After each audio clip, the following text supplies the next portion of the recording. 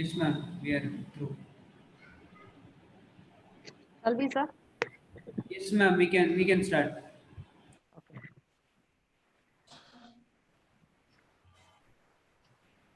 Good morning, everyone.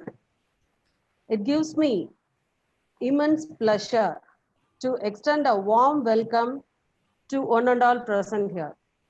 It's my privilege to address you all on behalf of PG and Research Department of English, SOURASHTRA College, Madurai. Welcome to our two-day international webinar on New Horizons in Lingo-Literary Studies in English. First and foremost, I welcome our Secretary and Correspondent, Dr. D.R. Kumaresh sir. He is a man of vision and mission who motivates us always to do new number of programs. And here we are. First, I would like to welcome our Honorable Principal, Professor N.H. Saravanan sir. With his support and encouragement, we are organizing this webinar successfully. We are thankful to you, sir, for your kind support, suggestions, and guidance given to us. I welcome you, sir. I feel honored to welcome the King of Linguists, Dr. T. Muthukrishnan, sir, former head, Professor, Department of Linguistics, Bharatiyar University, Coimbatore. He is the pillar behind this webinar. I welcome you, sir. Next, I welcome my mentor and icon of hard work, Dr. C. Raju, Associate Professor and Head, Yadava College, Madurai. Sir, I welcome you, sir. Thank you, madam. Thank you. Next, I welcome our Head of the Department, Dr. M.R. Rashila, the backbone of this webinar. I welcome you, ma'am. Thank you, Bona. Thank you. A very warm welcome to our renowned speakers who took out their valuable time and join us today to be a part of this webinar and enlighten us with their profound knowledge. Here are our resource person of today's session. Dr. Swati Shukla, Assistant Professor, Geetam Deemed to be University, Visakhapatnam, Andhra Pradesh. I welcome you, ma'am. Professor Rosalind Jesudas, Professor of Linguistics, Department of Language and Translation, Northern Border University, Kingdom of Saudi Arabia. I welcome you, ma'am. Dr. P. Nagaraj, Associate Professor and Head, Department of English and Foreign Language, Bharatiyar University, Coimbatore. I welcome you, sir. Dr. M. Ashita Verghese, Assistant Professor, Department of English and Foreign Language, Bharatiyar University, Coimbatore. I welcome you, ma'am. We are honored to have you all with us. Welcome, sir, and welcome, ma'am. A warm welcome to my friends from Department of English, SOURASHTRA College. It is a pleasure to welcome all the faculties and friends, students from various institutions. Your presence is highly appreciable by us. It is a pleasure to host you all during this wonderful occasion. Once again, I welcome you all. Thank you. Inaugural address, I request our principal, Professor N.H. Saravanan sir, to deliver inaugural address. Sir. Good morning to all. Can you hear me? Yes, sir. Can you hear my voice? Okay, right. Okay, good morning to all.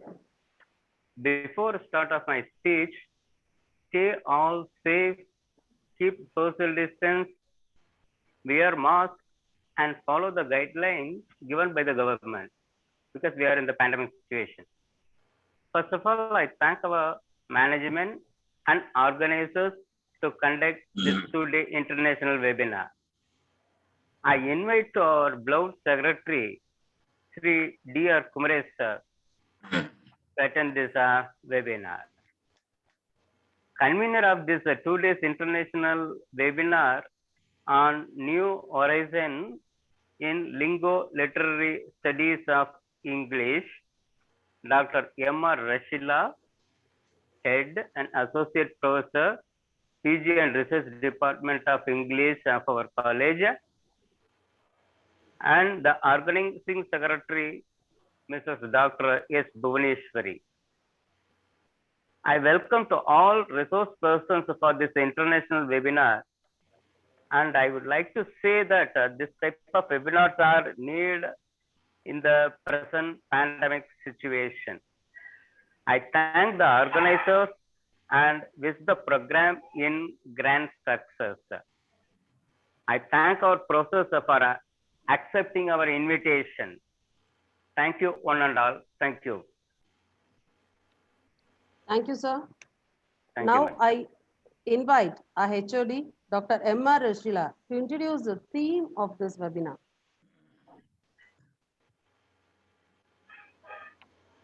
A pleasant morning to you all, learned scholars. Indeed, it's my privilege to introduce the theme and concept of the title of the webinar, New Horizons in Lingo Literary Studies of English. So, I wish to brief few points on the concept note for the sake of the participants here.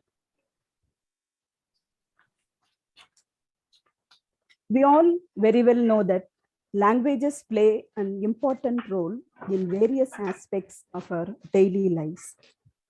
Their role is not only limited to communication, rather, it extends into the vast branches of knowledge and human sciences. Languages are capable of developing human knowledge and extending it for the benefit of humankind. Language is a communication tool used by everyone in their daily life as a means to convey informations and place their arguments to others. Every society, region, and place would have a different language.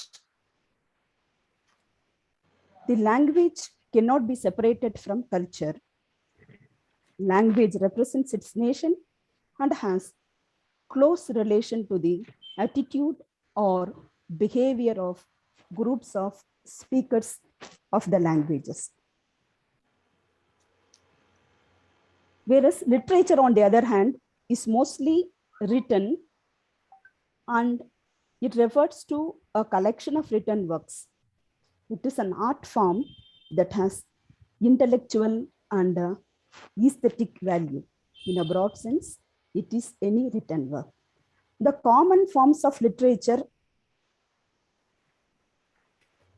are novel, fiction, poem, short story, drama, prose, biography, autobiography, memoir, essay, etc., which are being created by writers exploring their own creativity in terms of input and delivery mechanism. So to put it in a nutshell, a language is a form of expression. Literature is a collection of expression via language. Language is concerned with the discourse. It is concerned with, literature is concerned with life experiences. Many studies exist in the field of languages, such as phonology, morphology, syntax, and semantics. The study of sounds in speech is known as phonology. Language helps students to develop textual analysis skills of various literary works.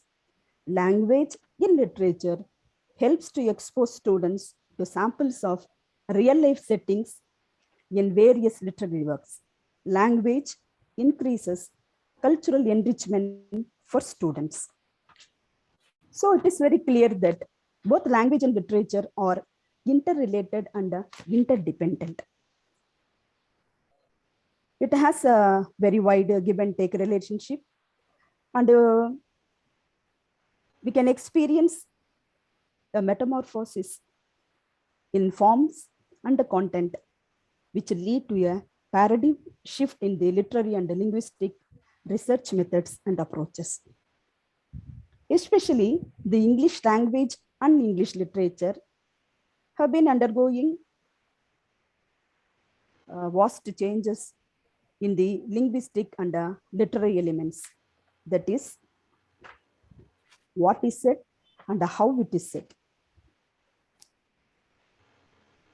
A radical change is there. It implies the fact that, and it's very clear that we are not currently using this very age-old archaic English and the themes, narratology of modern day English literature has a lot of newness because of various reasons. These innovations and newness, which has been implied very recently in a very novel way, it will definitely embellish English literature and English language, which will become the new horizons of academic field. English language and literary studies, it opens up new avenues and vistas for the research scholars to explore by means of their research, by employing new approaches of research, and these new outlooks should be brought to the light of the day for wider popularization and the dissemination of thoughts. So on this, with this intention, this webinar is organized, and we have availed the service and expertise of very learned scholars from the fields of linguistics and literary studies of English. It is believed that this English Study Academia, breaking the constraints of COVID-19 pandemic through online, will certainly enjoy the academic benefits of this webinar in a fruitful manner. So let's all have a vibrant academic deliberation on this online platform. Thank you. Thank you, one and all. Thank you, Bona. Thank you, ma'am. Now, I invite Mr. K.V. Kannan to introduce Dr. C. Raju. Yes, madam.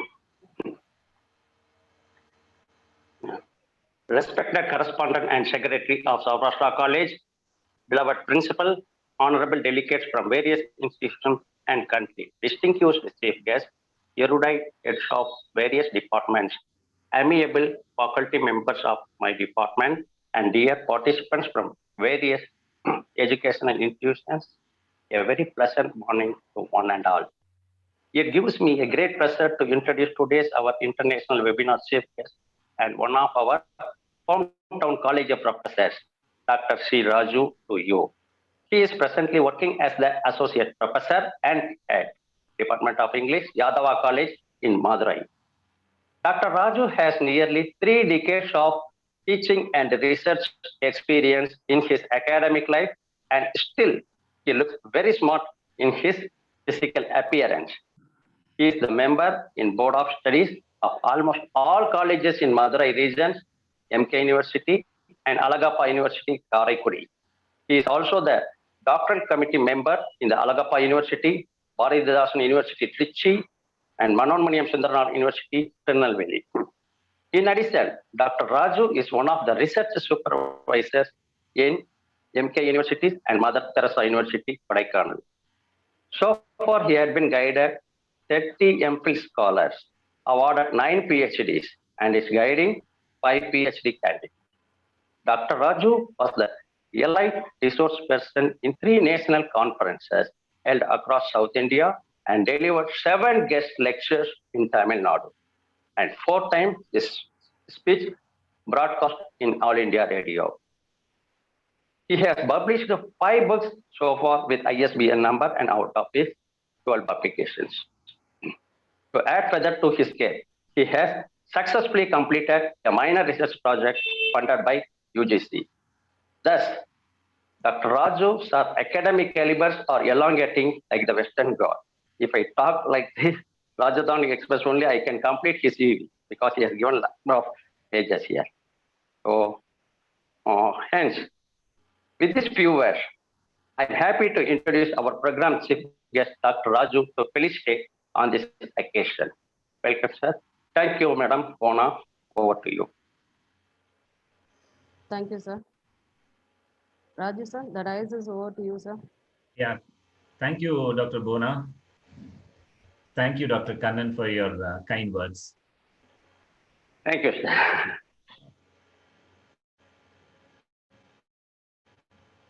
Most respected Chief Patron and the Secretary and Correspondent of SOURASHTRA College, Dr. D.R. Kumaresh. Patron and Principal in Charge, Professor N.H. Saravanan. My most respected Professor and Well-wisher, Dr. T. Muthukrishnan, former Professor and Head, Department of Linguistics, Bharatiya University, Convener of the webinar and Head of the Department of English, Dr. M.R. Prashila, Co-Convener, Dr. G. Sivabalan, one of my best students and the organizing secretary of this webinar, Dr. S. Bhuvaneshwari, members of the organizing committee, guest speakers, Dr. Swati Chikala, Professor Roslyn Jesdas, Dr. P. Nagaraj, Dr. M. Ashita Varghese, faculty members, and dear participants. I deem it a great honor to be amongst you now for this webinar. And I would like to record my thanks to the members of the organizing committee for having invited me to offer felicitation on this occasion. And before performing my duty, I congratulate the entire team that have been working towards the conduction of this webinar and recognize the effort you all have put in to make it a useful one. But for the support of the management of the SOURASHTRA College, this would not have materialized. And I will be failing in my duty if I don't mention the support extended by them towards this endeavor. Coming to the webinar. The organizers have christened the webinar as New Horizons in Linguo-Literary Studies of English. The basis, I think, for christening the webinar thus should be the fact that the horizon that the studies on lingo-literary firmament has not been exhausted. English being the most spoken language next to the Mandarin and Spanish is itself the cast for such a topic to be discussed on these days. In his well-known Minute on Indian Education of February 1835, Lord Macaulay urged Lord William Bentinck, the Governor General at that time, to reform secondary education on utilitarian lines to deliver, within quotes, useful learning. This phrase, useful learning, to Macaulay was always synonymous with Western culture. There was no traditional secondary education in vernacular languages. The institutions then, supported by the East India Company, taught either in Sanskrit or Persian. Hence, Lord Macaulay, I quote, said, "We have to educate a people who cannot at present be educated by means of their mother tongue. We must teach them some foreign language," unquote. Macaulay argued that Sanskrit and Persian were no more accessible than English to the speakers of the Indian vernacular languages, and existing Sanskrit and Persian texts were of little use for, according to Lord Macaulay's thought, within quotes, useful learning. Lord Bentinck's English Education Act 1835 closely matched Macaulay's recommendations. Hence, during that time, from the 6th year of schooling onwards, education was planned to be like a European learning, with English as the medium of instruction. This, the Act envisaged, would create a class of anglicized Indians who would serve as cultural intermediaries between the British and the Indians. The creation of such a class was necessary before any reform of vernacular education. And from that onwards, English as a language started to flourish in India. It happened almost 200 years ago. India has come a long way in terms of education, arts, science, economics, sports, movies, and whatnot. And at this juncture, it would definitely be worthy to introspect the growth we have envisaged and the growth we have achieved in the acquisition of English as a language. And this webinar would be one of the steps through which we can identify the growth. The organizers of today's webinar have chosen topics of varied nature, starting with Dr. Swati Chikala's Augmenting English Behavior for Advanced Neo-Learners. She would probably enlighten us on the influence of English among the new age learners and the modalities with which that can be achieved. Dr. Rosalind Jesdas is presenting her views on creational space to embed HOTS in English language and literature teaching, where she will deliberate on the higher order thinking, HOT, with regard to the teaching of both the language and the literature, which is very pertinent to the webinar's topic. Dr. P. Nagaraj, my very good friend, will be placing his arguments on languaging in pandemic. He will keep us engaged with the idea on the process of making meaning and shaping knowledge and experiences through language. Dr. M. Ashita Burgess, for her part, has an interesting plate of dish to serve to us. Her topic, on the arts, thinking in literature, has lots to offer to us. And all these four experts, led by the most respected Professor Dr. Muthukrishnan, will be providing us a sumptuous piece of knowledge with regard to language and literature to keep us engaged on these 2 days. And before I conclude my felicitation part, I must record my wishes and respects to my dear friend and well-wisher, Dr. P. Jayapriya, who will be delivering the valedictory address tomorrow. I once again congratulate the organizers for their endeavors and wish them all success in all their academic and personal endeavors. And thank you once again for offering me this opportunity to felicitate on this international webinar. Thanks and cheers one and all. Thank you. Thank you, sir. Thank you, madam. Thank you, madam. Now I invite Mrs. Kalevani to introduce the keynote speaker, Dr. T. Muthukrishnan. Kalevani, ma'am. Yes, ma'am. Good morning, everyone. Before I take the pleasure of introducing our keynote speaker, I express my gratitude to our secretary and correspondent, principal, convener, co-convener, and the organizing secretary of this 2-day international webinar on New Horizons in Linguo-Literary Studies of English. I was tasked to introduce the keynote speaker, and I'm very much honored and privileged to do so. Dr. T. Muthukrishnan, former professor and head, Department of Linguistics, Bharathiar University, Coimbatore, has a very rich profile to be read out. He is a man with rich academic experience in teaching and research. He holds several positions, both academically and in administrative sector. He has authored 3 books, edited 3 books, and is the chief editor of newsletter Bharathiar University. His academic contributions as subject expert, member in Board of Studies, approved research guide are extensively commendable. He had organized several seminars and conferences and has also acted as keynote speaker for several programs. He has bestowed with rich wealth of research experience and teaching experience in high seats of learning, both in India and abroad. With these few words, I close my note and welcome the keynote speaker to deliver the keynote address. Thanks for the opportunity given. Thank you. Thank you, ma'am. Muthukrishnan sir, the dais is yours, sir.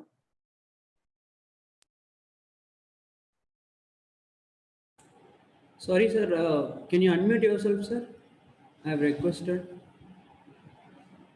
Is it okay? Yes, sir. We are audible. Thank you. Okay. Good morning to you all. Respectable the Secretary and Correspondent of SOURASHTRA College, learned Professor Saravanan, the Principal of SOURASHTRA College, respectable Professor M.R. Rashila, the Head of the Department of English of SOURASHTRA College, my dear friend Dr. Bhuvaneshwari and her associates, the organizing secretaries, my dear friend Dr. Raju from Yadava College, the resource persons, my alter egos, Dr. Nagaraj, Dr. Jocelyn Nirmala Jesudas, Dr. Swadi, Dr. Asita Rakesh, and my dear friend, Dr. Dayala Krishnan, Dr. Rajesh Kumar, and other faculty members from the Department of English of SOURASHTRA College, and my dear participants across the country. It is my immense pleasure to meet you all on this virtual platform. It's really a nice experience for me. Before plunging into the task of presenting the keynote address, let me have the pleasure of expressing my own sentiments. At the outset, let me have the pleasure of expressing my sincere thanks to the Secretary, Correspondent, Head of the Department, Principal in general, and Dr. Bhuvaneshwari in question for having given me this golden opportunity to present a keynote address on this one of the crucial topics of linguistics and literature studies. Friends, this is the topic given by the organizer is something very pregnant, and they have made happy wedding between language and literature. You all know that language and literature are made for each other. One cannot live without another. Literature cannot live without language. And language lives in literature. Of course, language is being used in different domains. The literature is one of the important domains wherein we use language in a flowery manner. Rather, a pedantic style of language is employed in the domain called literature. It is not usually a natural language we are employing in literature. It is something unique, and the type of language, different characters in your literature will present the totality of the whole language, English language.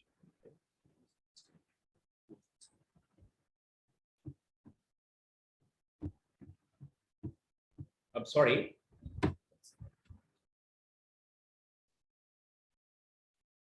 See, we people are, that the topic, as we rightly pointed out, that the topic, Madam Sheila has rightly pointed out that the topic is very pertinent, which has got a unique value, rather, and of course, by plunging into the task of analyzing language and literature, we will unearth a lot of nuances of languages in general, of course, whether it's an English language or any language of that matter. So language is analyzed. Similarly, literature is also analyzed for understanding the system of systems, how literature is designed, how language is designed. We are trying to unearth the designed features of language as well as literature. How now another compose his poem, or how a poet composes his poem, or how he writes an essay or novel or fiction or short stories. We are able to understand his ideological stance by analyzing it.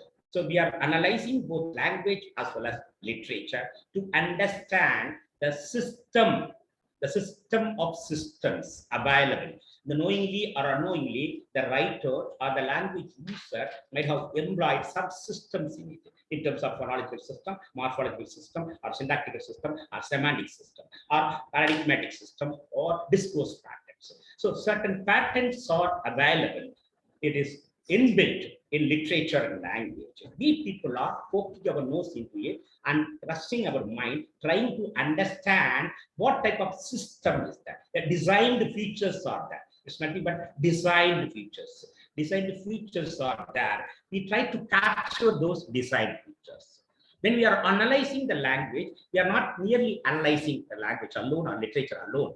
In tone, we are trying to teach the language to the younger generation, or we are trying to teach the literature to the younger generation. For both language and literatures are analyzed, and both language and literatures are taught to the younger generation. In tone, they will be able to appreciate or enjoy the literature. They will be able to use the language in different domains, and they will be able to what we call create literature like it.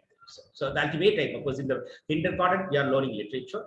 At the same time, in the PG or PhD program, also, we are learning literature. So while we are learning literature in the PhD or PG level, we in turn, we are made to prepare such a literature. Because I wonder whether all the people, all literature people are coming along with are producing literature at all. But however, we are trained in such a way to enjoy the literature as well as produce the literature. So such a designed features are identified by analyzing it. See, the language and literature, if it is a static one, our analysis, our exploration, our investigation will stop. But language and literatures are dynamic. It is not static. It is always changing its color according to the needs. So modern day language is used in different domains. The society demands some innovative use of language, whether English or Tamil or Malayalam or Kolami, Nayaki, Parchi, or any language for that matter. We are modifying the components of language. We are changing the colors of the language. In turn, we have to work for language. We are analyzing the language. By analyzing, we try to understand the system.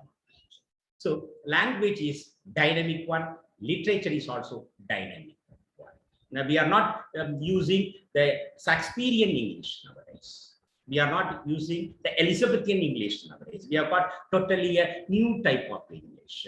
And of course, they often say that we got Englishes, many varieties of Englishes. In fact, we don't use language, English language rather. We are using a variant of English language. It is changing its color according to the needs. We cannot control the language development or language changes because language or literature is a product of the society. Literature is a mirror of society or is a mirror of age. Similarly, language is also mirroring the society. Language is also what you call changing its colors. So it's a product of the society. So we cannot dictate terms and conditions to produce the literature like this or to use the language this way. So it is freed. It is open to all. People will put different elements into the language, different components, different design features in the literature. Thereby, we'll have variety of genres, different genres. We will have it. That happens in our, because it's the human beings' creations, language, literature. When the elite people, the creative writers can produce number of literatures wherein we find some uniqueness in terms of concept, input, in terms of language. Similarly, whatever the new input comes in the society has to be articulated using the language. So that happens in our life, and of course, it's literature and language are life skills. And literature, I often said that literature is an artificially created a social environment wherein different characters will make use of different languages. When I am referring to or when I am reading a literature, I am able to meet different interlocutors, different people hailing from different backgrounds. They will be employing different variety of languages. So for example, the cultural properties or slangs or and even the taboo vocabulary could be acquired by referring to literature, by reading literatures. Generally, language learning process, the socialization will provide you a lot of opportunity to acquire lot of elements, language elements. Similarly, literature will also provide you a lot of opportunities, a lot of chances to have different linguistic corpus, linguistic data. Thereby, we will enrich our understanding, enrich our own experience, our own what we call linguistic behavior. Our linguistic behavior will be enhanced by reading literature and having close acquaintance with what we call original culture, the English culture. So generally, the English language is named as, English language is always, people say that English is like a pool, P-O-O-L, pool. English is like a pool. The pool, the language, the pool of, the shape of the pool is uncertain. We cannot determine the shape of the pool. If there is a cat and dog rain, the shape of the pool is quite enlarged, and rather during the summer season, the pool will be thinned. So the shape is uncertain. That similarly, the English language shape is uncertain. New colors will come in and old colors will go out. Such a modification, such an altercation, such a new colors will appear, new elements will appear. And similarly, in the literature also, we encounter a number of new elements, new features. Once new features are appearing, we as academics, we have to work on it. We have to understand how it is worked, how it is designed, how it is used by another, how it is used by the people. So literature and language both are used by human being in different fashion. And we try to, as an academician, we try to understand by applying different methodologies, different research methodology, try to understand. People always say that language is amorphous, shapeless. We cannot concretely say that this is the shape, this is the design. Therefore, in the linguistic analysis, we have moved on to what we call, different approaches of analysis. In the linguistic analysis, we have moved on to different approaches. And of course, even the mode of language use or the mode of literature use decides the quality of the language, quality of the literature respectively. See, when I'm using a language in what you call for spoken mode, I may be employing certain vocabularies, I may be using certain types of expressions. Whereas if I am using the language for written purpose, I will be going for different alternatives, different alternative expressions. I will be going for sentences, whereas I will be going for class of chains when I am going for speaking purpose. So the mode decides the quality of the language. Similarly, the Englishes, we have got Englishes, we have got a lot of Englishes, and now we have got E-English or New English. The E-English, the English used in the electronic mode. For the electronic mode prevents us to use certain traditional features. Therefore, we are creating certain innovative features only exclusively for electronic usages. So these type of changes are taking place in language and literature. As a researcher, as an academician, as a higher education researcher, we need to look at the language and look at the literature with the different eyes. Therefore, we encourage a multidisciplinary approach to look at our own literature, to look at our own language. Even as far as the language is concerned, we have made a lot of changes in our approaches for analyzing the language, because new horizon is appearing in the language sky and similarly literature sky.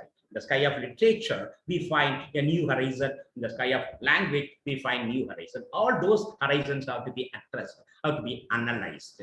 For this, we need to go for different mechanisms, different methodologies, different research methodologies. Such a way, we will understand what is going on there and we'll capture it. In turn, we will be transform these information to our younger generation, and younger generation will get the benefit out of our own research. As what we call, people say that literature research as an inquiry, as a practice. All the literature research carried out by us cannot be transferred to the practice. For the purpose of practice, certain elements could be used for practice. Similarly, in linguistic science also, whatever the type of research we do, all the research findings could not be employed for the benefit of the society. Rather, it has to be converted into practice. Certain elements could be used. For example, if I am trying to understand the system of English language, by understanding all those elements, nuances, intricacies, I cannot use all those things for the purpose of teaching English language to my own children. So I can avoid certain elements. So certain things are kept as inquiry, certain things are kept as practice. So such a way we do that. We analyze the language. The new elements are the newness will be analyzed. Thereby we try to bring some benefit to the society. So in the sense, at the beginning, when we are analyzing the language, we analyze the language prescriptively. The prescriptivism is transferred into the descriptivism in the linguistic science. When you are analyzing the English language, we simply prescribe rules and regulation, as our doctor prescribes a rule, our own diet and all. We prescribe rules and regulation of language use at the beginning. But modern days, that system is changed. Now, we don't need to prescribe what they call rules and regulations for younger generation. Rather, we will go for describing things. So description, descriptivism is appreciated.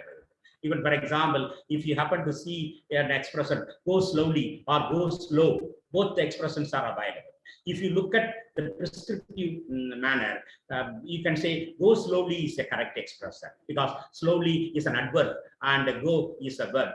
It has to appear, it has to attribute a verb. Go slowly. Go slow, and slow is an adjective. It cannot be employed as an adverb at the beginning stage. But nowadays it became adverb. It became an ergative form in modern days. So such a way, the changes in approach is taking place.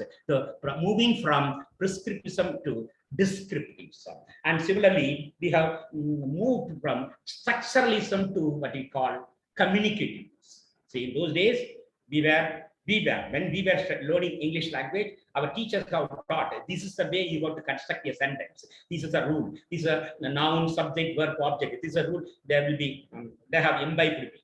But modern day, they are just teaching. In those days, they were teaching one structure, and we will be gradually moving to another structure. Say, for example, one sentence is given, with the help of that particular sentences, explanation will be given. With the help of the same sentences, we'll be producing some other sentences. This is the way moving from one structure to another structure. But modern days, the communicative approach, what we call, focuses upon the moving from one situation to another situation, how to behave in a particular domain, in a particular social setting. And after learning the behavior, linguistic behavior in a particular domain, we will be brought to another domain wherein we will be trying to that. This type of tendency has emerged in the language analysis. And similarly, the syntagmatic relationship and paradigmatic relationship. See, syntagmatic relationship in the sense, what you call horizontal relationship across the member words of a sentence. A sentence is analyzed in terms of the syntagmatic relationship. She comes today. Say, she comes, third person singular, and it is a present tense. Therefore, the verb has to take yes or es. So this rule is a syntagmatic relationship. But nowadays, we have moved to the paradigmatic relationship, in the sense learning something from one sentence, and the parallel sentence will be created. We will link the slots of the subject, slots of the adjective, slots of the determinant. All those things will be compared. Thereby, will be equipped to produce that. This type of movement has occurred. Syntactic relationship and paradigmatic relationship. And then generativeness is transferred to transformativeness.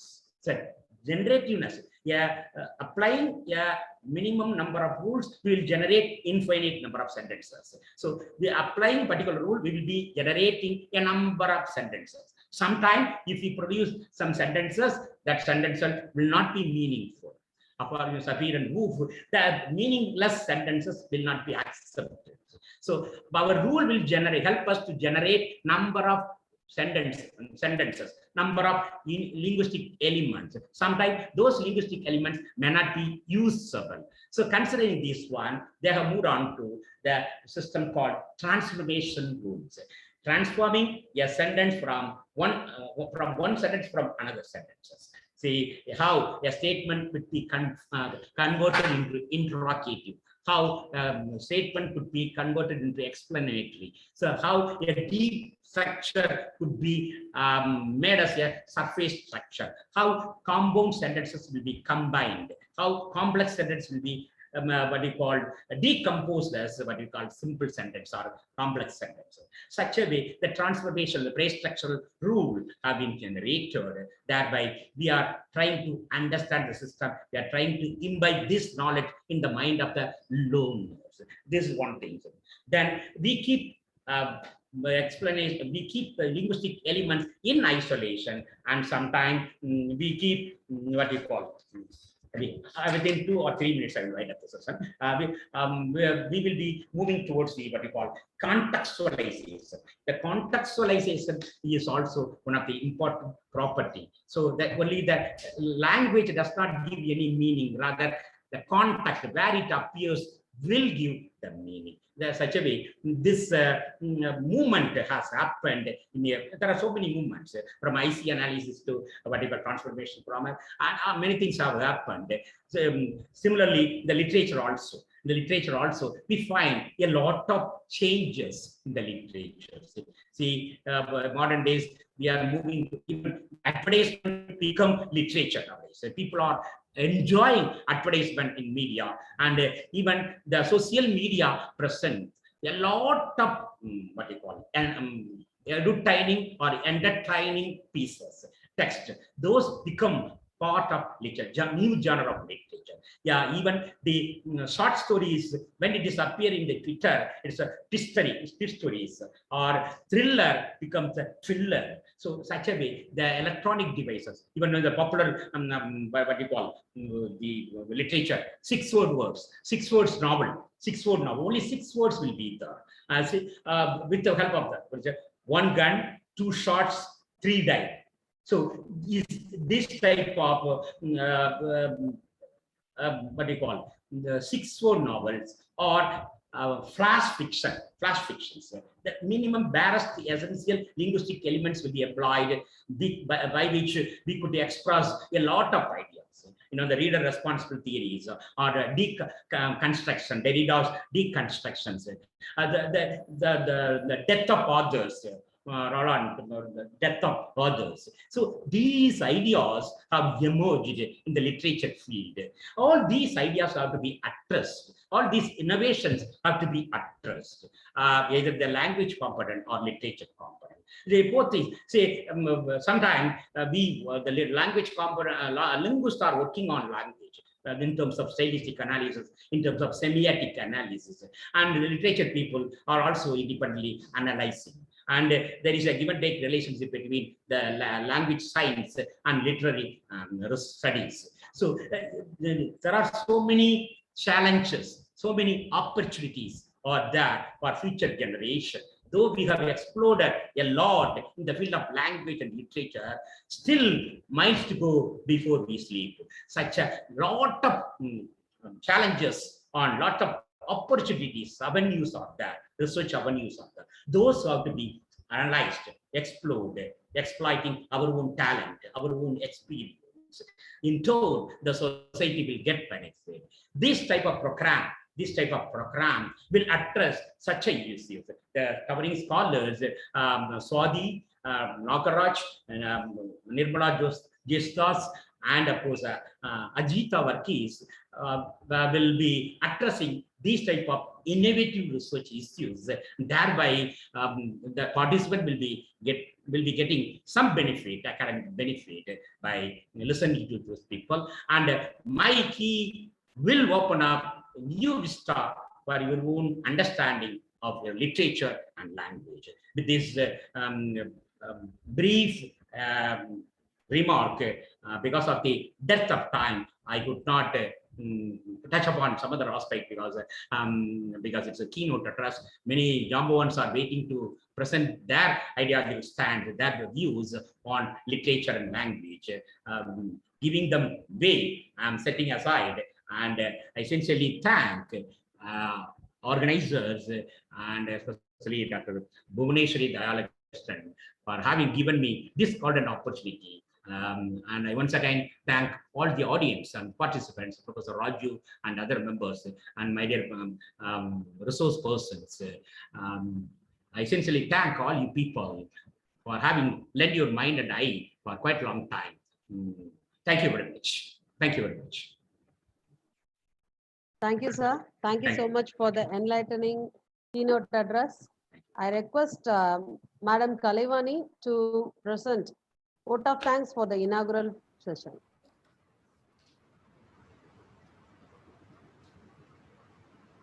Good morning, everyone. It gives me an immense pleasure to propose vote of thanks in this inaugural session. I thank all the dignitaries who have shown their consent to be the guests and speakers and have joined us in the first day of the virtual meet. My profound thanks to Dr. D.R. Kumaresh, Secretary and Correspondent of our college, who support us and motivate us in all academic endeavors. I would like to express my thanks to all the committee members of SOURASHTRA College Council. I owe my sincere gratitude to Professor N.H. Saravanan, Principal in charge of our college, for his guidance and support. I am thankful to all who have joined us in this inaugural session. Once again, I thank you all.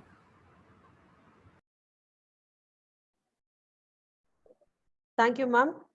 Now, without further ado, we will turn the time over to the resource person of our first session.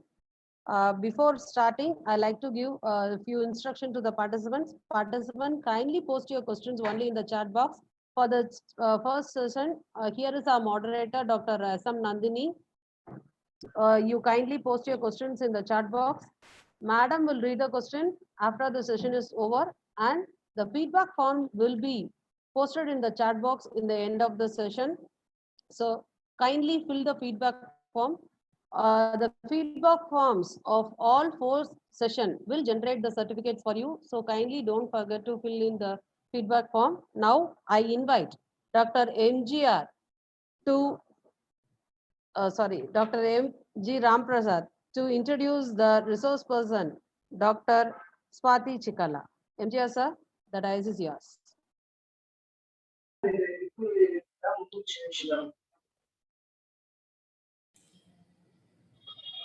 Ramprasad sir, can you hear us? Good morning, ma'am. Am I audible? Yes, sir. Yes, sir. Thank you, Dr. Bhuvaneshwari. Good morning to one and all present here. I am happy to introduce the speaker of the first session in the 2 days international webinar on New Horizon in Lingual Literary Studies of English. The speaker did her MPhil and MA in Stella Mary, Chennai. She received her doctoral degree from Andhra Pradesh University. She has more than a decade of experience in teaching, research, and directing doctoral studies. She is a co-author of books on English literature and English teaching. In the year 2015, she was awarded the coveted English Language Teacher Research Partnership Award by British Council of India. She herself is credited with a large number of research articles published in referred journals and chapters in work. As an organizer, she organizes a series of workshops and webinars. As a resource person, she has been invited several times by Human Resource Development in Andhra Pradesh to train the state government to acquire English language skills and soft skills. She is a member of editorial review board of prestigious journal. Ladies and gentlemen, I am glad to introduce to you to a young, dynamic, energetic academician who has these credits and caliber as an assistant professor of English, Gandhian Institute of Technology and Management, deemed to be University, Visakhapatnam, Andhra Pradesh, Dr. Swati Sikala. Over to you, ma'am. Right. Thanks a lot for that lovely introduction, Dr. Ram Prasad Garu. You've used a lot of adjectives to describe my academic profiles. That's very, very nice of you. It's a pleasure to be here, and I thank the administrators of SOURASHTRA College, Principal Professor Sharavanan, Head of the Department of English, Dr. Rashila, today's chief guest, Dr. C. Raju, and the keynote speaker and an eminent academician, Professor T. Muthukrishnan, and other dignitaries and speakers. And a very warm welcome to the participants. I know it's a mixed audience. We have faculty and we have a general audience, and also we have students. So it's wonderful to be in such a platform where we can talk in general about English, especially my topic presides on language, which is totally a relevant area or arena for everybody and anybody. Before I plunge into my discussion, I'd like to talk about Madurai a little, because Madurai is a very special place for me. As a scholar, while I was pursuing my MPhil and PhD, I had visited this place a lot of times for the libraries to draw from the academic resources. And the temple there, yes, it's a very special place for us. We visited that a lot of times. So I'm really happy that I got a chance to revisit this place virtually and be with you today.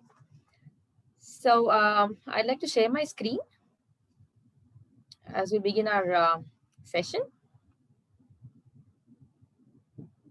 All right, is the screen visible? It's visible. Thank you, Bhuneshwari. So please feel free to reply in the chat box, because that is how I would like to connect and talk with you. It'll be convenient for me to have an interaction. So whatever you feel, you can post it in the chat box. So as you can see, the topic of today's discussion would be augmenting English behavior of advanced neo-learners. The title talks about a lot, or presides or on the premise that Dr. Rashila had mentioned earlier about new technologies in the avenue of English language and literature. And also what our Dr. Raju said about how anglicized version of English came to India, but now things are changing, right? We don't stick to the same old British English anymore. Things have really moved on.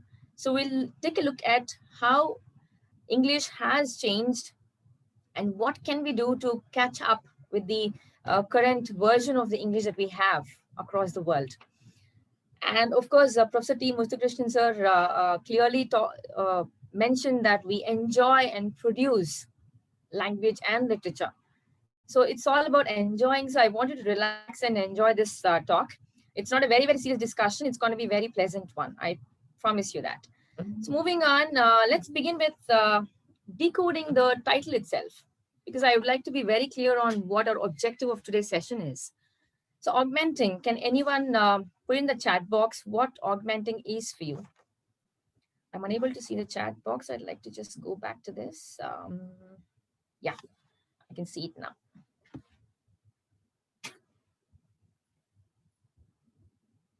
Yeah. So what is your idea of augmenting?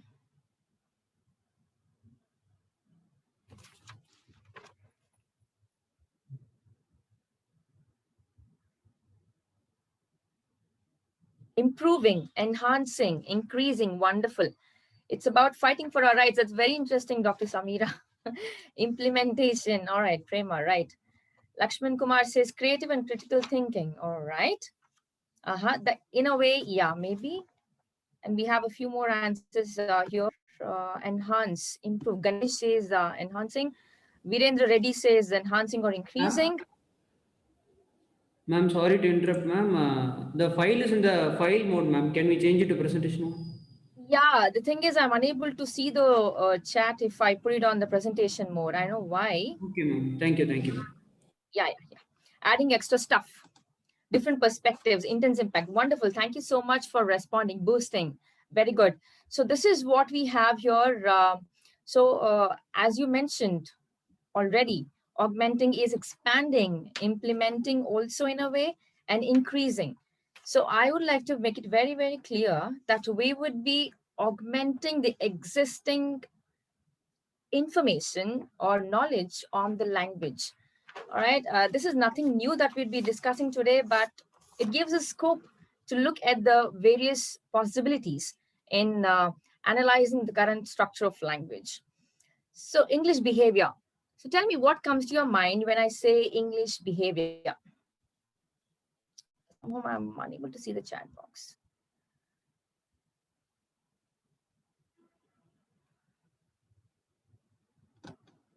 All right. Yeah, now the chat box is visible. Prim and proper, creative and okay, without any display of emotions. Wonderful, Siddiqui. He says prim and proper without display of emotions. Balamurugan says gentle. Suresh says prestige. Jarvis says elite and royal. Language. So English reminds you of language. All right. Thoughts and ideas translated in a comprehensive manner. Sivraj says stylish and attractive. Right. Royal, linguistic competence. Okay, Nazir says linguistic competence. So English stands that for us. So when I say English, who do you think of? The people. What does English represent for you? Power to occupy the world, Shivraj. Okay. Morals and discipline.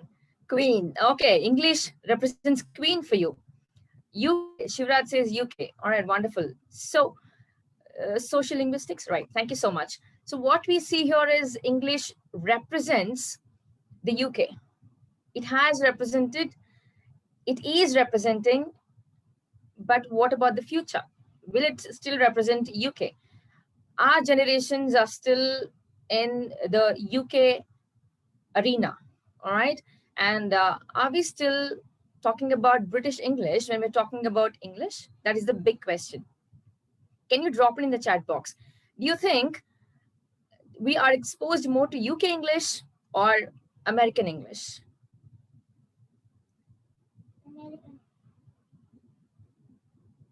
UK. Dr. Rajesh says UK. Samira says UK. All right. USA. Ahmad says USA. Hiba says UK. All right. Hiba thinks it's UK. Right. Aishwarya, American. So it's a mixed response that we get here. Yeah. Sanjali Jain says American. So Shivraj says we mingle both. Exactly. So that is what we'll be looking at today. All right. So English behavior, we have a lot of things coming into our mind, especially especially the way they conduct themselves. So all of these come to our mind. And today our focus is going to be specifically on language and communication. All right. So we'll be looking at language and communication. And you've already mentioned that we are using mixed of it, right? So, do you speak English is the question. Do you think we actually speak English? If yes, I want you to identify personally what English do you use? Your English. I'm not talking about India in general. I'm talking about you. Which language are you using? English.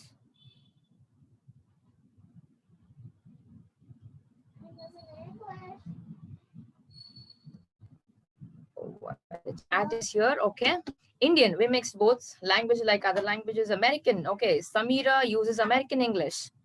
Mixed. Neutral.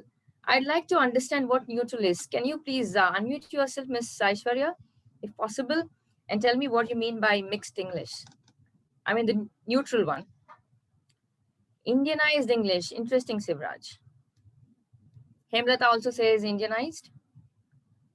Mixed, a lot of mixed words are here. Indianized, not able to unmute them. Okay, fine, no problem. Indian, what we say, English, wonderful, wonderful, Sanjali. Toasted. Naveen says toasted. All right, are we Toastmasters, Naveen? Wonderful. Indian version of English, UK English. This is very interesting, Fatima. Oxford English language. Nasser is very, very specific. He clearly says Oxford English language. That is very, very interesting, Nasser. So we do speak English. We're all from the same place, India, but we got different responses. So are we focusing on one English here? Because there are mixed responses, does it mean there is more than one English? We know it already that there are Englishes in the world. Yes, if you look at this map here, it traces the history of how English expanded from this small, tiny island on the map. It expanded. This map is only till 2008, but even now, 2021, as Professor T. Muthukrishnan sir mentioned already, language is dynamic. It's still expanding, and while it's expanding, it's also being nativized. You know, the nativity is imbibed into the crux of the English language. So UK English with a mix of Indian touch to it, yeah, that also is possible. USA and so on and so forth. It's our choice. All right. So this is the basic inner circle that looks at different Englishes that exist in India and in the world currently. So in a circle, we have the native speakers. As you mentioned, USA and UK, that is what we think about when we listen or when we hear the word English. So USA and UK are the native speakers. Then we have the outer circle, which are the colonies of UK, which are the colonies of the British. And fortunately, unfortunately, we are the colonized people. We are the empire or the slaves who got the colonial legacy from the UK, and that is English. One of it is, and Nigeria, South African, and so on and so forth. The expanding circle is the current countries which have started adopting English as part of their academics, official purposes, or communication, or their understanding itself in general. It's not really gone into the cultural aspects deeper, but it has started affecting everything or every aspect of their experience. So we have these Englishes. And India, let's narrow it down to our own country, India. Let's see, how many languages, Indian Englishes do we have? Can anyone tell me? Indian English languages.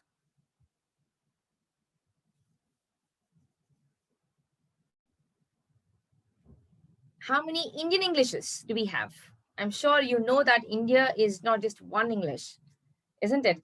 Somebody had mentioned earlier English. Many. Nazir says many. What are those many? Can you be a little more specific? As many as regional languages. Wonderful, Aishwarya. Each state has its own English. Wonderful. English mixed with dialects depending on regions. Yes, Tulsi. Correct. Sujata says as many languages as we have. Spot on. You all have got the answer correct. So what we have here are Indian Englishes. So question is, should we be learning these regional varieties of English of India, or should we focus on USA or UK or other country Englishes? So that is the question. And today I wouldn't be recommending any one English for you. We'll be looking at how to use a neutral language that would help us just go on with any English that exists in the world. So as you mentioned, yes, India chopped English. We tailored it to suit our own needs. And this is what we have. We have English. All right. Within English, according to the regional aspects, we have Pinglish, Minglish, Tinglish. All right. So a lot of Englishes in India, which is very beautiful. We should relish the fact that India has been able to contribute to English in a lot of ways, in terms of vocabulary, but also in terms of creating a whole set of new English language, which is Indian English. Most of us do speak Indian English. Now, mother tongue influence, that is one point that we must be looking at, because Indian Englishes exist only because of the different regions, different languages. Now, that is the mother tongue influence that impacts our academic life or workplace life. As you see here, you'll be communicating to a lot of people at workplace. Now, when we are talking about Indian English, do we have to just focus on that? Can we, or is there a need to rely on UK and USA English also, or other Englishes of the world? There might be a need. For instance, let's say you're all scholars, right? I mean, scholars in the sense we're all learners of life. So we are constantly learning, evolving, changing, just like language. And today I might be working here. Tomorrow I might want to pursue a postdoctoral fellowship somewhere abroad. I'd like to go there.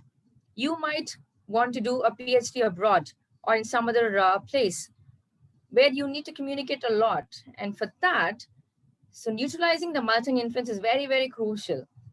The same thing applies to the workplace. And even in the workplace, we have a lot of communication going on. You might be working anywhere across the globe, right? So for that, we need to work on the mother tongue influence that usually creates some hindrance to intelligibility, because intelligibility is very, very crucial when we are talking, right? So let's see, what are the 4 language skills that we know? This is a very, very basic, fundamental, simplest question of all. Language skills. All right, we have listening. That's how we learn a language, isn't it? As babies, we listen to the people around, and then that's how we acquired the language ability. Imitation, we started imitating them. Otherwise, if there are no people around and we were like Mowgli and Tarzan in the jungles, we would be definitely saying ooh, ahs, and no language at all. So listening is very, very crucial, followed by, yes, speaking. All right, wonderful. Then we have good reading and writing. So we have these 4 language skills which are very, very crucial for us to hone, because we're talking about advanced learners in this session. We wouldn't be really touching upon the basics of how to improve in a very traditional manner, in a conventional manner. We're going to be a little uncanny in terms of picking up the choices of learning. So the focus would be majorly on speaking and writing, because they are active skills, productive skills. So let's discuss speaking and writing in terms of learning them. So we know that the 4 speaking skills which are really, really crucial for us are fluency, vocabulary, grammar, and pronunciation. Now, can anyone tell me what fluency is? Can anyone tell me what fluency is?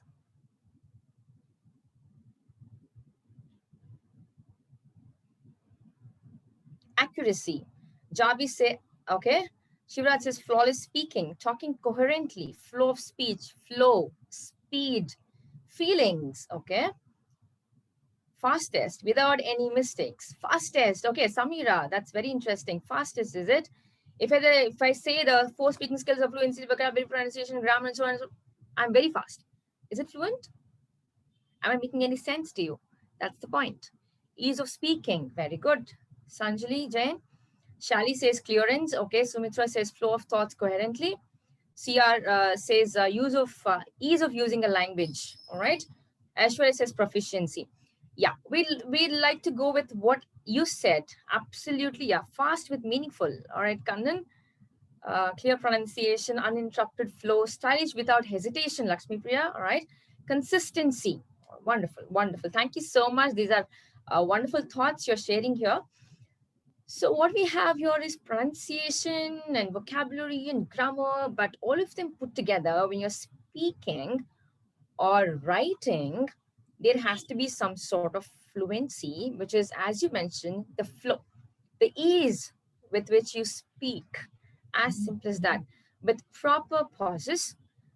And that creates an better impact when we have grammar, vocabulary, and pronunciation all intact. All right. So fluency, as late as way back in 1987, Starkweather had described it as non-stuttered and forward-moving speech in regards to both content and production. So this is what we're talking about, how you speak and what you speak. So both are very, very important. And whatever you put in the chat box, I put the same here. Ease of speaking and the natural flow. So this is a wonderful way of understanding how fluency works.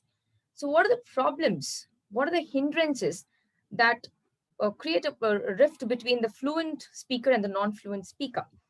So these are the few issues here. Fragmentation. Fragmentation could be in terms of language or in terms of the content. What are we speaking? If the content is fragmented, not very organized, or somebody mentioned coherence, it's not coherent. So that results in fragmentation and that impacts fluency. Same thing to pauses. I've paused for a while. Everybody must be wondering what happened. So this pause creates confusion again. It's irritates the fluency. Hesitation, I'm not really sure what I'm talking about. So hesitation always leads to fluency issues. And repetition, most of us repeat the ideas a lot of times because we are engaged in talking about something, and we are, while thinking to get a new point, what we do is we end up repeating certain points. So these things also sort of pause the fluency flow that we have. So what can we do? Now, this is the actual point of discussion in this entire session, where I'll be giving you certain learning hacks and the tips. We know this already, all right? I'm just revising them for our understanding, and as simple as that. So I'm sure you all sing, right? I mean, we all sing. Do you sing songs? Yes or no? Just drop in yes or no. No, I do. All right. Any song. I mean, if I say any song, I'm talking about Tamil also. But yes, sometimes, yeah, Prema says sometimes. Yes, we do. Bathroom singer, Tulsi says bathroom singer, wonderful. That's a favorite, I'm telling you. Lakshmi Priya says devotional, that's the best. And how many of you really sing or listen to English songs? Me, okay, Shivraj. Aishwarya says not much. Hemlata says yes. So Ramiza says yes, interested, yes, ma'am. Samira, Gayatri, everybody, very good. And I'm sure you have your favorites there. If you don't listen to songs at all, I'm sure we all know the song that Frozen Elsa sings. What is that song? Old MacDonald had a farm. Mr. Rajesh, Old MacDonald had a farm is a song for you. That's nice. Elsa sings a song, Let It Go. It became quite a hit in the world, across the world. So yes, very good. Yes, Ritika. Khan, yes. Hemlata also. Bible songs and Shakespeare's verse songs. Very good. Hemlata listens to Justin Bieber. Right. So we have these songs. Listen to them. All right. Enjoy the music. Fun way of learning language is through music. Trust me, it works. We shall overcome, right? When. Okay. So we have a lot of interesting songs where we can karaoke, sing along, right? Singing along, you can just hold a mic, hold a brush and start singing. Somebody said bathroom singer, enjoy it. Play music in the bathroom, sing along, it's fine. The music plays, you can see the lyrics, you can sing along. We do that a lot of times. In my house, we do that a lot of times. My daughter does it and we enjoy it. That's how she learns English. It's fun way. And tongue twisters. In classes, I usually begin with a tongue twister. Like we have it here. Can you can as a can. All right. So we start very slowly and we go real fast. All right. I don't think we can do it here because it's already 11:50 now, but I would have loved to do it with you in the session where volunteers could have set it out. So this is one interesting way of getting that fluency. Once you're confident, fluency just automatically comes. If we can start, yeah, she sells seashells in a seashore, that I can't say Kalai Rasan, but this is easier for me. Yeah, so can you can as a can. You can try this. Red blood, blue blood, very good, Ramiza. Yeah, that is also one interesting one. Thank you so much. So next we'll move on to the next part on how we can. Betty bought some butter. Yes, Aishwarya. So we have another tips coming up, which we are the facilitators. We're not teachers anymore. We are facilitators where, because you're advanced learners, you wouldn't expect us to sit with you and help you with each and every step of your learning, right? We are here to help you with to reach the important source, which resource to tap on. So that is what we'll be doing. And this is what our facilitators can do in the class.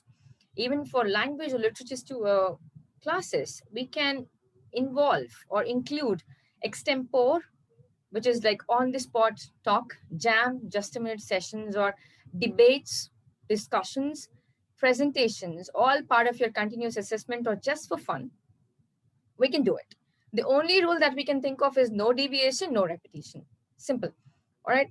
So with that, I think fluency is going to be quite an easy task for us. And the learning hack for us for this particular fluency aspect is think in English. If possible, only in English.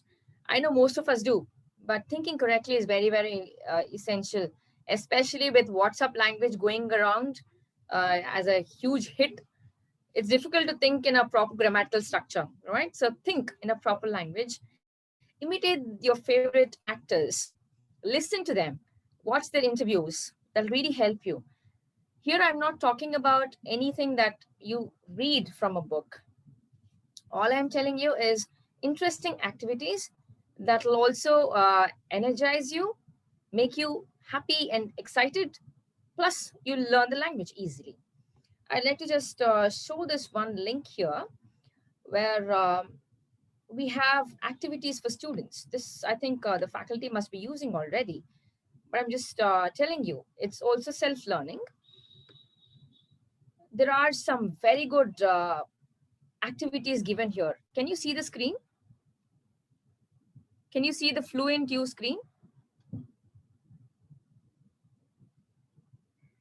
Can somebody confirm?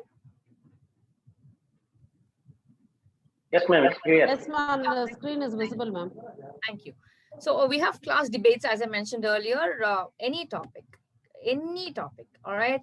If you're a literature student, you can pick 2 characters from a play or a novel, debate about the qualities, about the aspects of the novel, the play, what could have been better, what are the flaws in the play, what are the character issues here, what are the themes? So, and how can we relate that to the contemporary section? So all of that, so debates can be anything. There is no limit to debate and discussion. And you can choose any topic from any of your literature and language aspects also. I can debate on whether the English that we have, somebody mentioned earlier, we don't speak like Shakespeare or we don't speak like Alexander Pope anymore. All right, so we can have a discussion on the differences. So these are very, very interesting tasks and they help the students engage in good communication. This is how confidence boosts. There are a few more activities here, but this is something very interesting, which I do a lot in class. Improv games.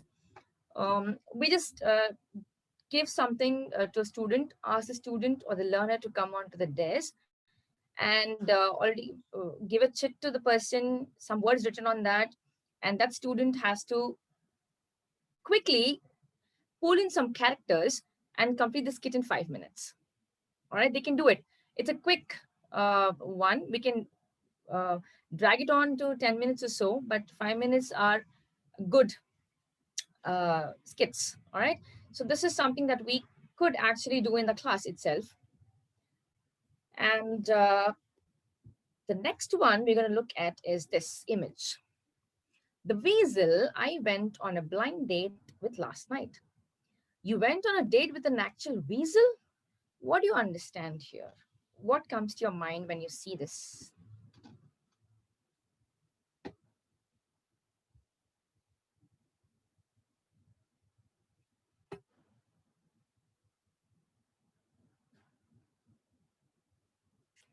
The weasel I went on a blind date with last night. You went on a date with an actual weasel. Somebody's, you try to say something and somebody takes it literally. So what are the words for these? What is the word for literal meaning? What is the word for implied meaning?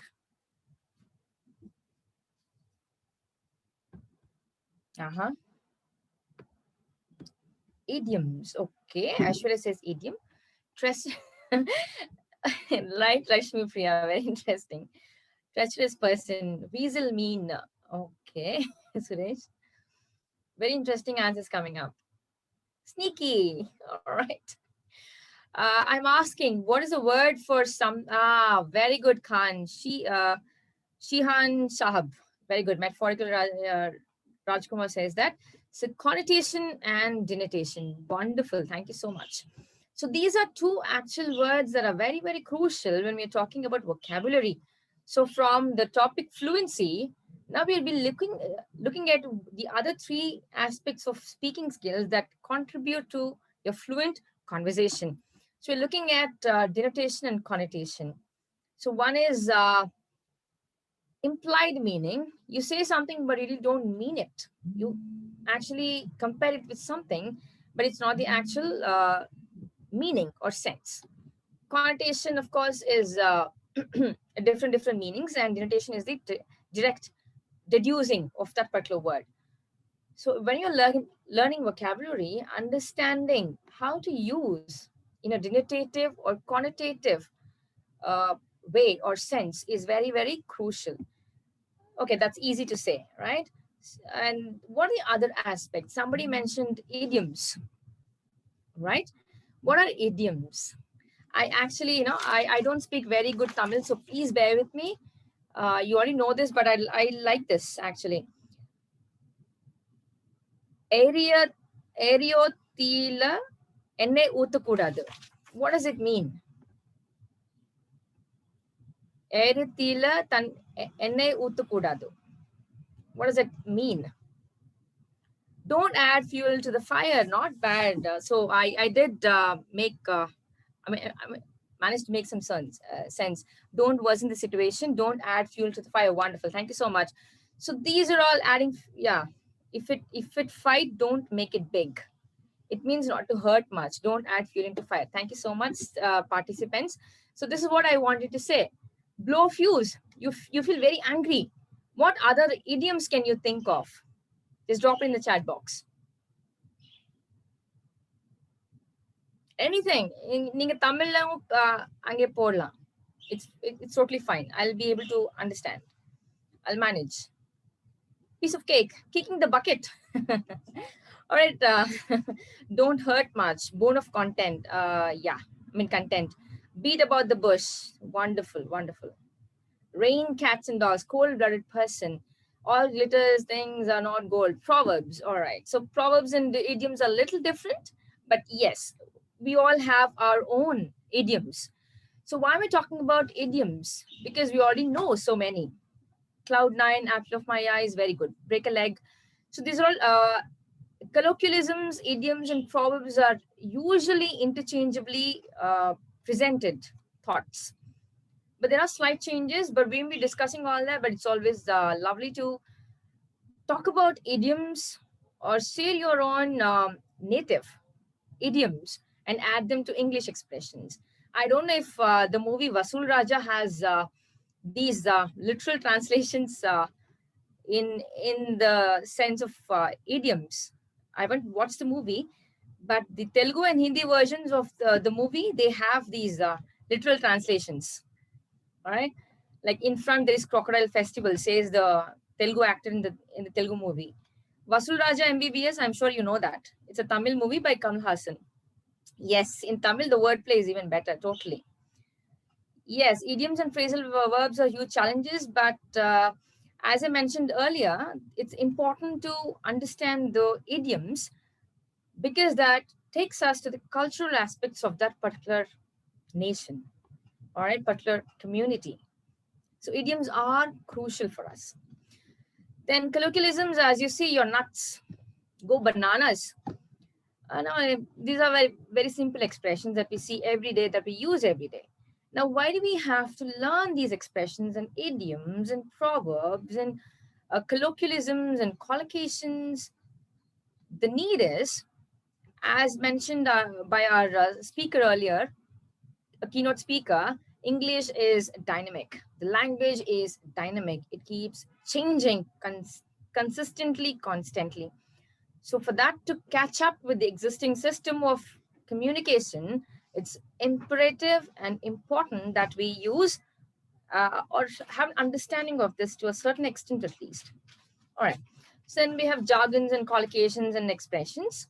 I'd like to show a few expressions that are very, very common these days. I'm sure you're all very familiar with this. I'm all ears. I don't get it. Don't be a jerk. I'm starving. It beats me. Like it sort of goes above my head. I don't know what you're talking about.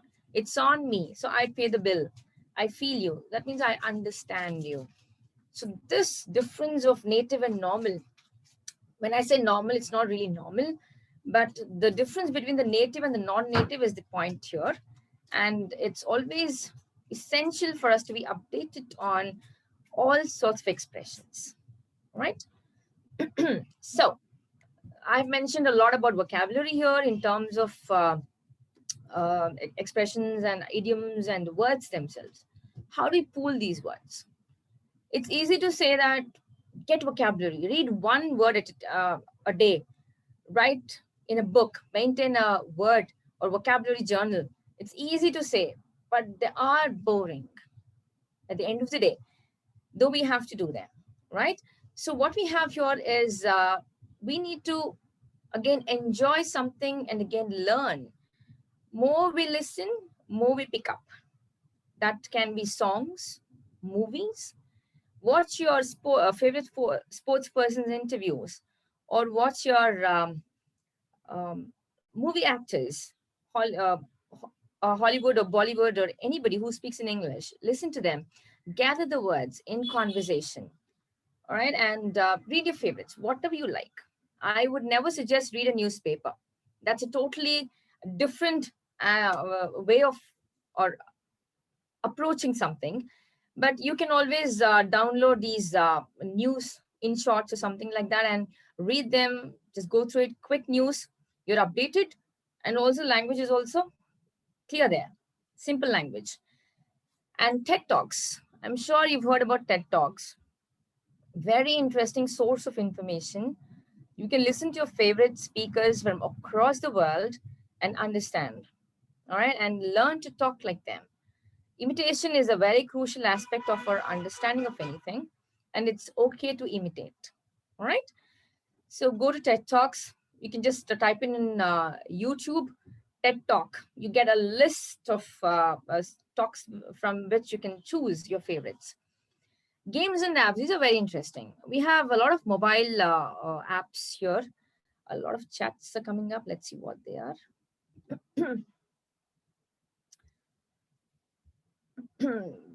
Background graphics. Okay. Thank you so much. Right. So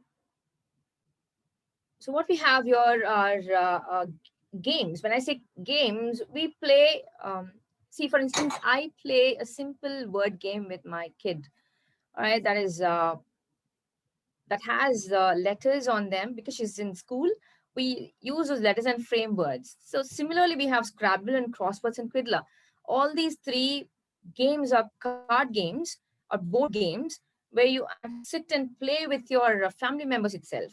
You don't have to do it in the class, but doing it in the class is also possible because Quiddler can be done online, crosswords can be done online, Scrabble also can be played online. I'm sure you've played these games as kids. Do it again, but with the bigger words now. All right. Surprise your friends and your family with new words. They would really love to listen to that. And my favorite here is Kahoot. I'd like to see how many hands going up for Kahoot. How many of you have been using it for the last 1 year during the lockdown period, online sessions? How many of you are familiar with this? Kahoot. Just give a raise hand.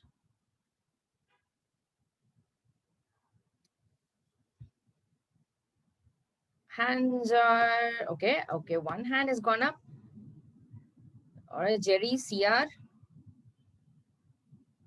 Interesting. So Kahoot is something that is quite fun to play in the class, outside the class, anywhere you are. All right. So this is something that I use a lot of times. Thank you so much. You can lower your hands now. Yes, we have a lot of people stating that in the chat box. Yes, they have used it. Wonderful. So Kahoot is a platform where we play games. It's a quiz sort of a thing, but it's fun because it's a challenge that we throw to our competitors. I usually use it in my literature class and also language classes. So we teach engineering students, medical students, or management students, and also literature and language students, PG. All right. And what we do is we use this particular platform a lot of times, whether it's grammar, specifically tenses, or so on and so forth, or if it's literature, specifically certain age or period or writer or author, we can do it all on Kahoot. Very, very interesting. Let me just quickly show you this link for those of you who don't know. This is the basic page on your laptop, but you can simply go to Google Play Store and download Kahoot in your mobile. The faculty, the teachers can download it, go for search, type in anything that you want to play on and share that to the students. They can all play and the results of the final podium can be shared with the students. So it's going to be quite a challenging game for the students and you can also give them some gifts, small gifts. Whoever wins or gets first, second, and third places in tenses will get a pencil or a pen or something, all right, or a card or a token for something else, all right. Be creative. You can do it in the class according to your plan. So what you can do here is you can simply start playing, or you can, if you start playing, it asks you for a code, a pin. See, game pin.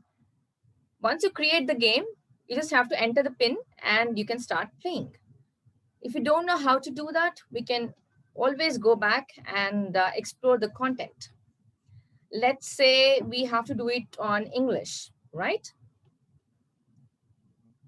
I hope you can see the Kahoot page.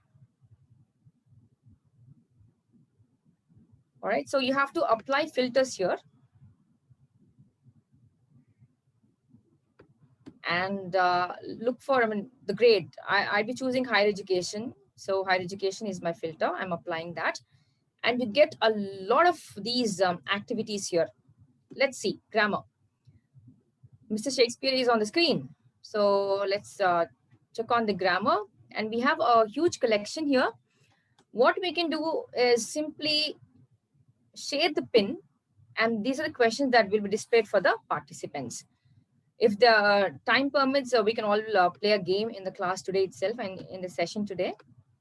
All right, so you can choose from these. Once you know, you can always explore, so I wouldn't take much time on this. Going back to the presentation. So Duolingo is the same thing. It's an app. Memrise, a quiz app. All these are good online platforms where we can try on and learn new vocabulary or grammar or anything that suits your interest. And there is this one interesting website, which is Linguistic Funland, where both teachers and students can explore the content and use it according to their choice. This is very, very interesting. I don't think we have time to explore this, but I can leave these with you sometime with the organizing team. They can share this presentation with you or the resources. You can all explore these links. Then we have,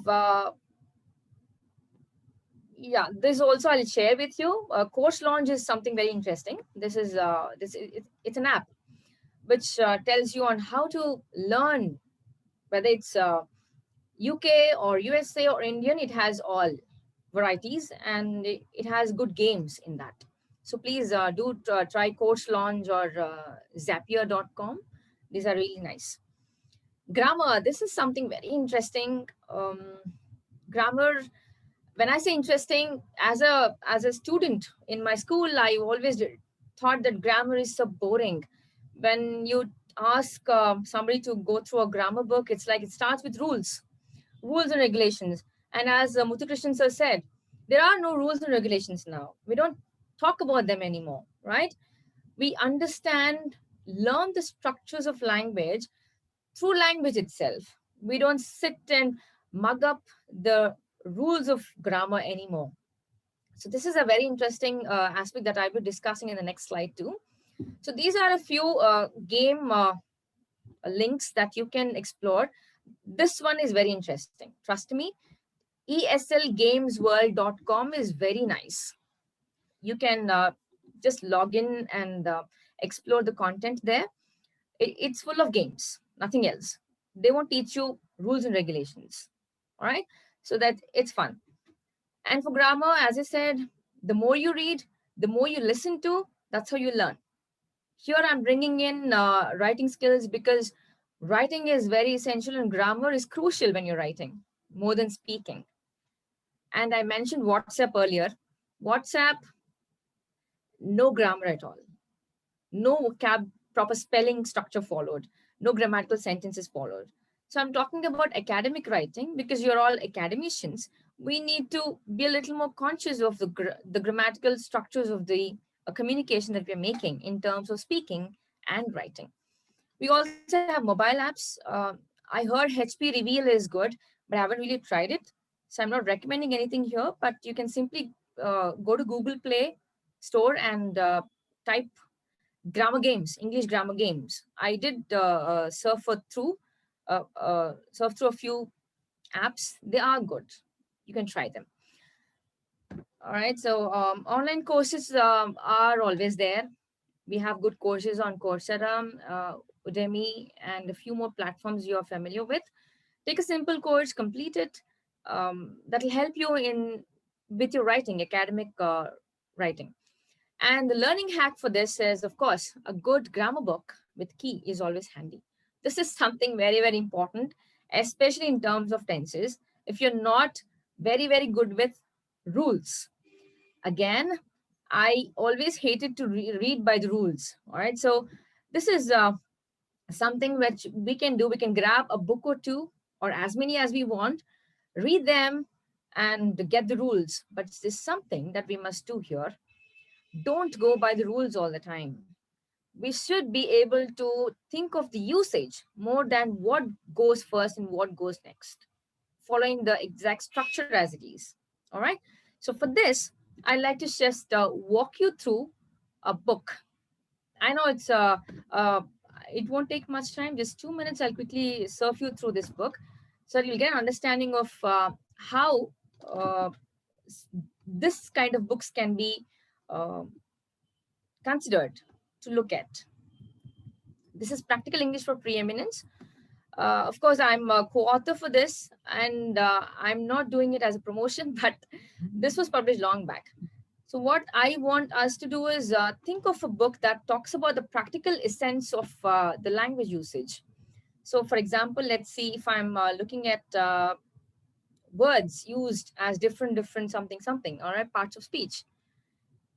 This book talks about what a part of speech is, what is a noun, what is a verb and all. But most importantly, the usage is highlighted here. This is very crucial.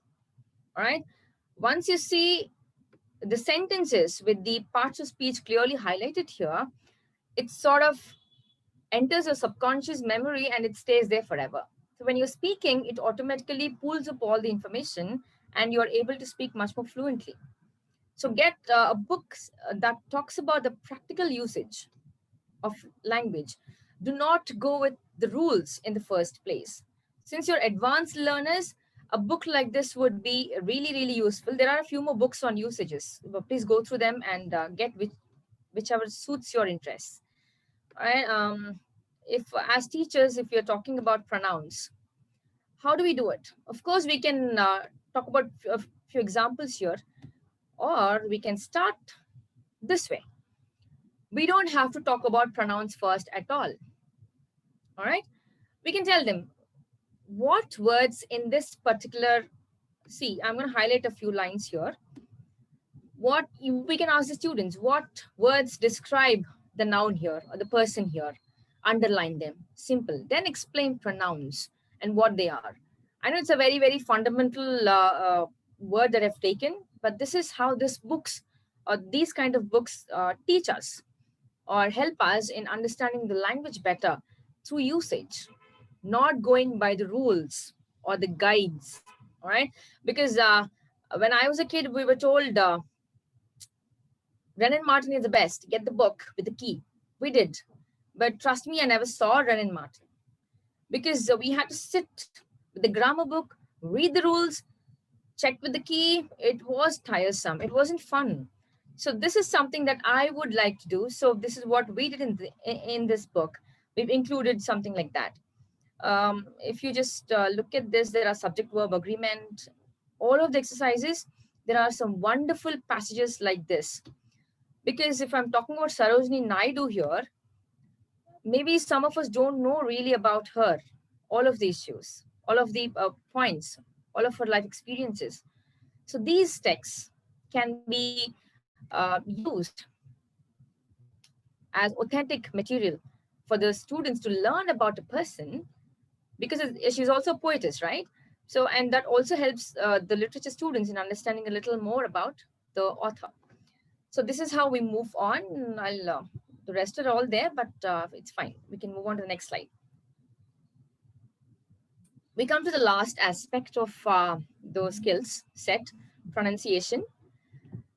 For pronunciation, all we have to do is listen, listen, and listen. And Mark Twain had already said, if we were supposed to talk more than listen, we would have been given 2 mouths and 1 ear.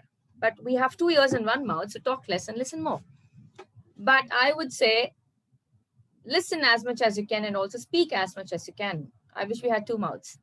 So listen to that. What would you listen to? Again, not news. All right, no news. Movies, songs, as I said earlier, sing along, karaoke, have fun.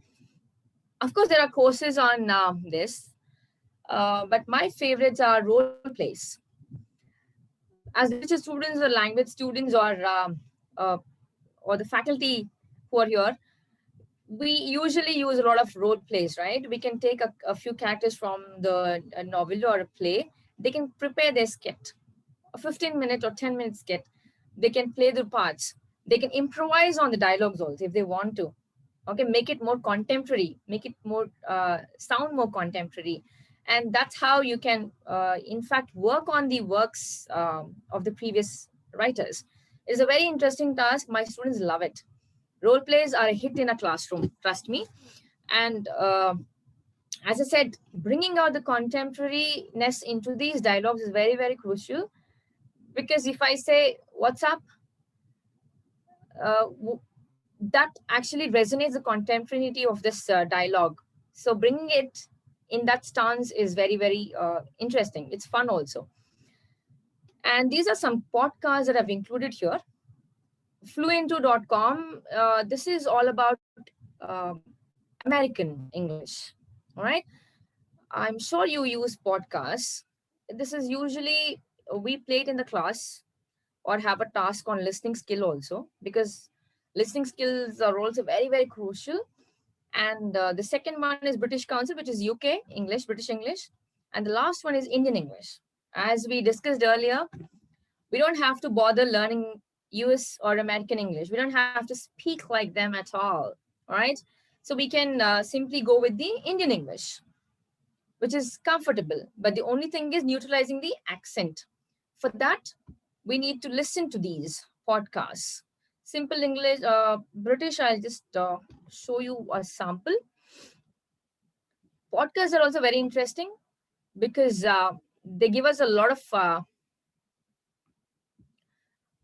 they give us an insight into different series of talks. So I can simply choose a series here, go to the British Council podcast. You can simply Google it. And you also get the transcripts here. And here I can simply choose episode 1 and start listening. It plays only the audio files. I don't know if you can hear this, but hello and welcome to this Learn English elementary recording. Can you hear the audio?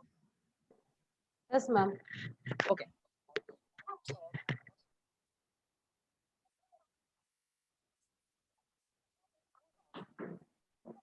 Ma'am, now we are not able to hear. Okay, ma'am. Fine. So what we can do here is just explore. Simply type British Council podcast, and we have the UK English here. And those who are really keen on understanding this particular accent or part of language, you can explore this. And we also have Indian. Indian is very, very interesting because it's so easy for us. We can simply listen and gather vocabulary from that. Okay, so Indian podcasts, you can type them on. And there are some games here too. So these games are really interesting. For example, improve your accent, it is UK. Let's see if you can answer this. I'm going to play a word. Tell me which word is pronounced.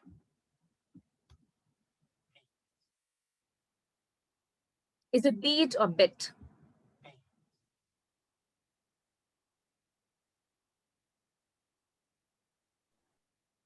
Ma'am, we are not able to hear the audio. Okay. No, right.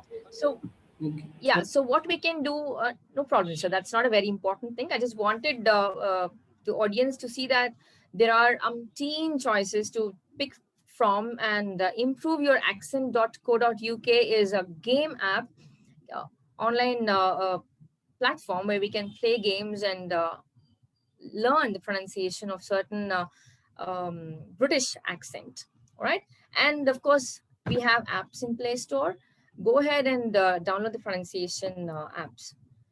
So I think we've come to the end of it. So vocabulary helps us in stronger speaking skills when we use interesting words. We sound grand when we use big words.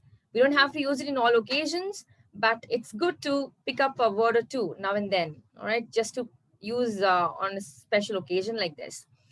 Pronunciation, speech becomes more impactful, and the right idea or impression or information given in a right form creates a totally wonderful impression with the audience. Fluency, it eases your communication and also boosts your confidence. So I think with this, I don't have to really talk about this.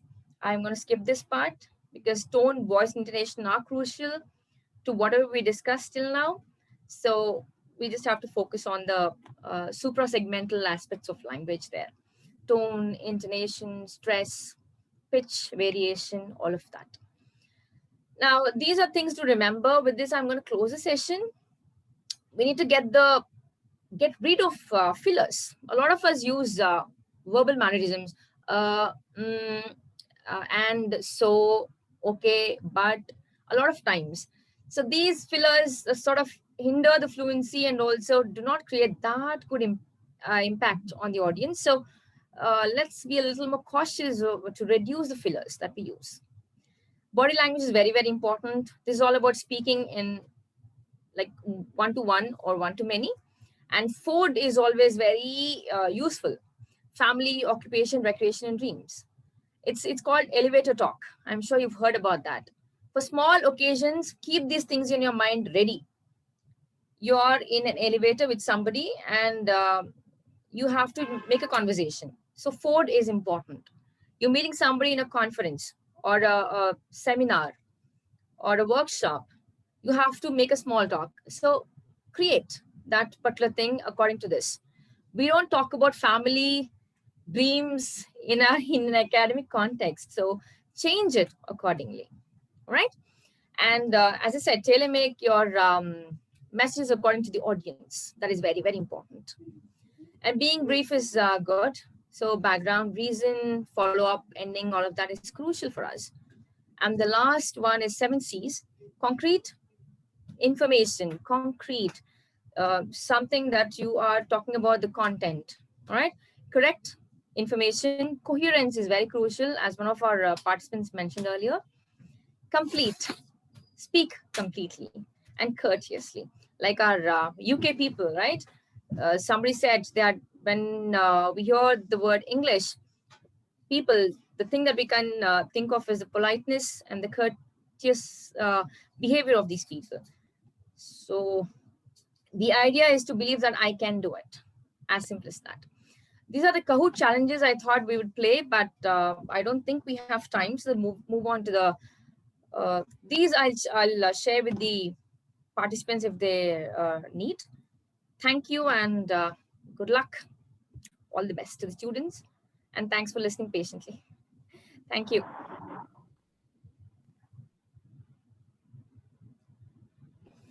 Thank you, ma'am. Swati, ma'am. Thank you so much. Thank you, Dr. Bhuvaneshwari. Thank you so much, ma'am. Love to be here on this platform.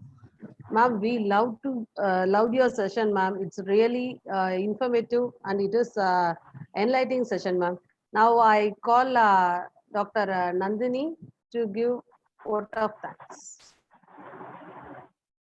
Nandini, ma'am. Yes, I'm here.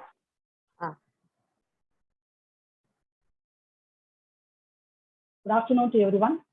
This is Dr. Nandini. I was asked to play the role of a moderator, but hats off Dr. Swati ma'am. Your session is highly interactive. I have never seen such an interactive virtual session so far.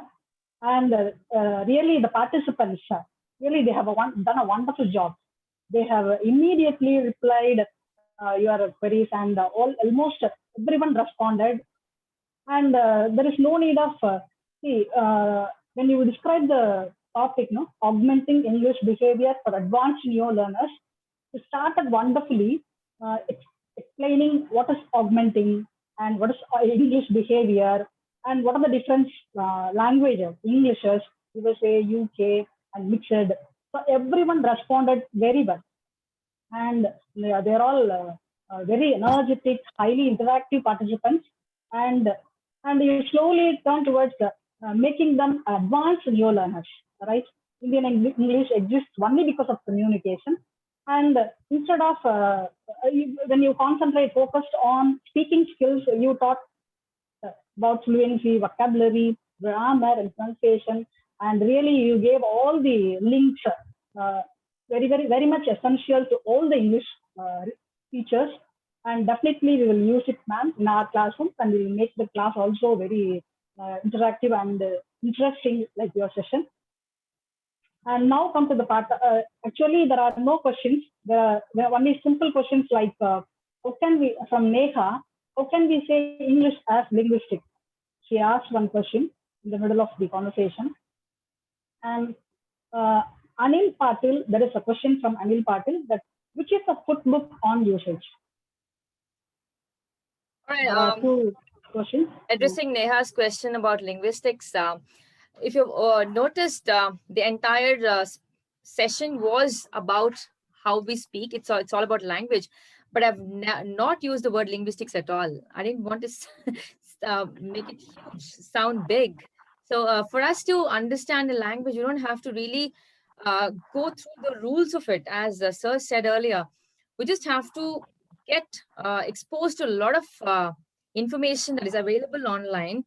And the more exposed to it, the more we get the grip of it, as simple as that.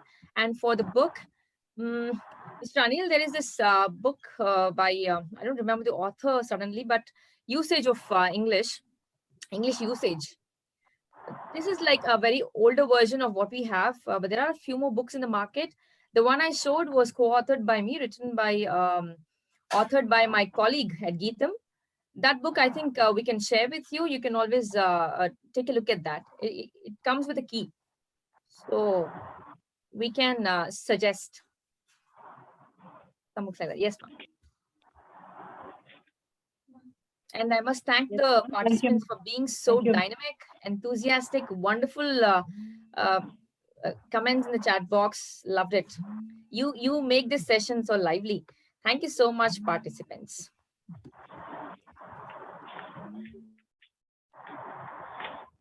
We all love to listen to your interactive session and the way you explained all the concepts. Very, very good. Very great. So now come to the vote of thanks. Good afternoon to one and all here. It's a pleasure to have been asked to propose vote of on this occasion. On behalf of the PG and English department, the certain vote of thanks to the honorable delegates who blessed us with their presence and took out valuable time of their busy schedule.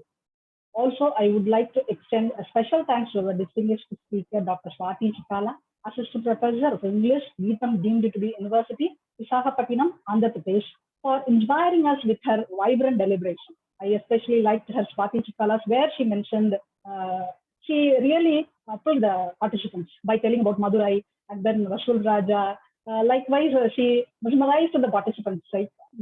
We love to and even the animated presentation, we love to watch the animated presentation also. So the way you explain the topic is exemplary.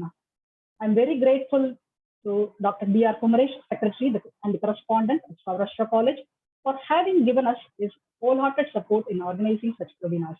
I also wish to express my gratitude to our beloved Principal, Professor N.H. Karavanan, for providing encouragement and support. And next, I would like to thank Dr. M.R. Ashila, Associate Professor and Head of the Department of English, and the convener of the webinar for her moral support and guidance. And I would like to record my sincere appreciation for Dr. S. Bhuvaneshwari, Assistant Professor of English and the Organizing Secretary of the two-day international webinar, for her tremendous work during this pandemic situation. The success of any venture is by and large decided by the well-known AR. I need appreciation and recognition of those intimately involved in the program.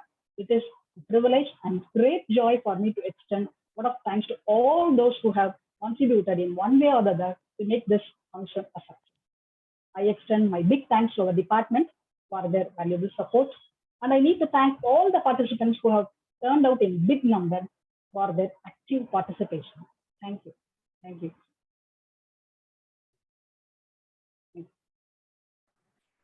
Thank you, Nandini ma'am. Swati garu, thanks again. Thank you for the opportunity. This wonderful. Thank you so much. And